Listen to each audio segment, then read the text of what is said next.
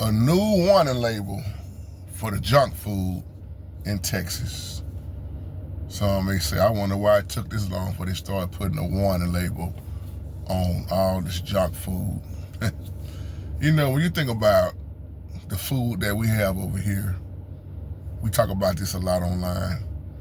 You wonder why you can't take it to certain other countries and places. You know, it's not allowed. And I always look at the sugar, sodium, I mean, you name it, the chemicals, sodium nitrate.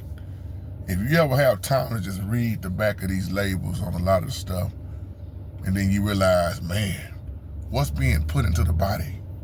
You know, it blows your mind. And I was looking at this, I told you I was kind of talking about it a little bit on the live chat, and I told y'all, look out for the video that's coming. And this is it right here. As a matter of fact, it started in Houston, Texas. And when you look at it, they waiting on, well, I don't know if Governor Greg Abbott have signed the bill already or not yet, but it's supposed to be really coming in 2027. You start talking about things like candy, M&Ms, Doritos, I mean, you name it. What else?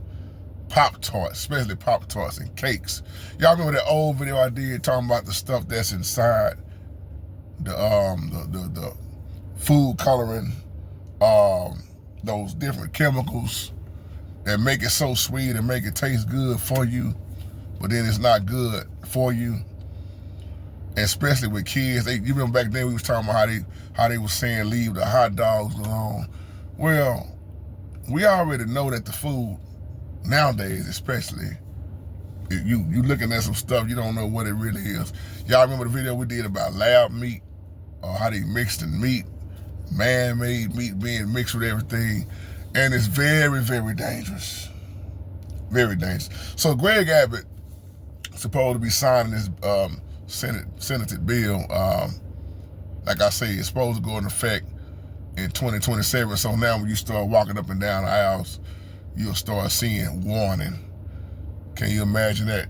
You walking up to the ice cream now and says warning, you know.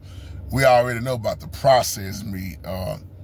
Those who love to drink them Red Bulls.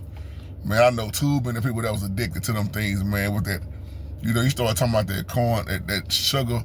Ooh-wee, man, the heavy amounts of sugar that's in so many things.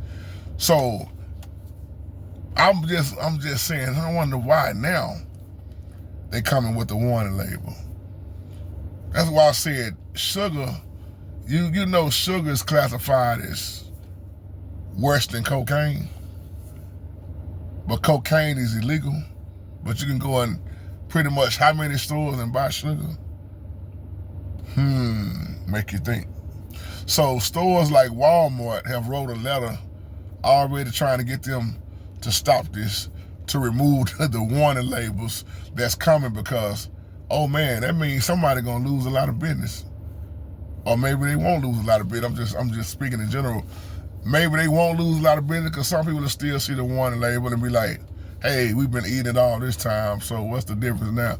So, but I know that's their concern, like, man, we might lose quite a bit of business with people coming in here and they seeing this warning labels. Don't eat this, don't eat that.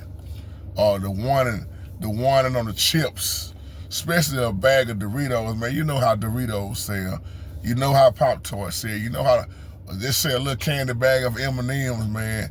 And now you see all these warning labels. And then what people gonna be like, man, I can't tell my children this. But think about it. Gummy bears, I mean, it pretty much don't even matter what you call that a name. It's probably got a lot of sugar and they just sugar. It's different things too. That's why I always talk about that, what's it called, that nitrate, sodium nitrate. And that's what made me start looking at the back of canned goods years ago with sodium. When you look at how much, just say, them packs of ramen noodles. Y'all remember we talked about them packs of ramen noodles?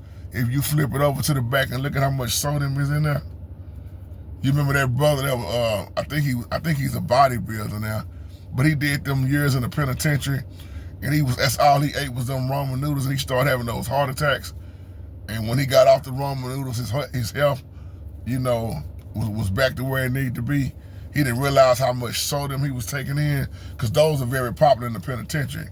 Most cats that I know, they don't even use no water. They just break them up by hand and just eat them like that.